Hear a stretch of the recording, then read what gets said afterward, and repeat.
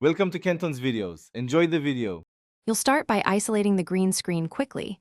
Open your file and duplicate the background layer so you always have a safe copy. Next, use Quick Selection or Select Color Range to pick the green. This targets hue, not subject edges. Once selected, make small adjustments.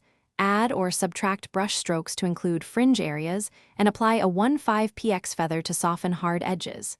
This gets you a working mask and prevents destructive edits, so you can refine without losing original pixels.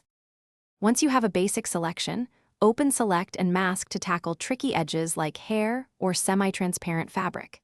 Change view mode to overlay or on black so you can see spill clearly. Then use the Refine Edge brush to paint over wispy hair and soft transitions.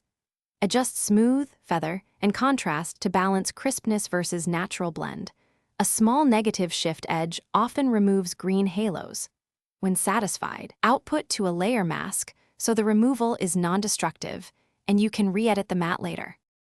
To finish, place a contrasting background beneath your mask subject to reveal leftover green or fringing. This makes issues obvious.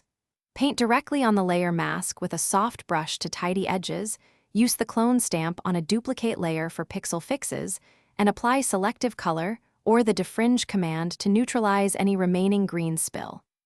Once clean, convert the subject to a smart object and save a PSD so you can revise the mask later. If color bleed persists,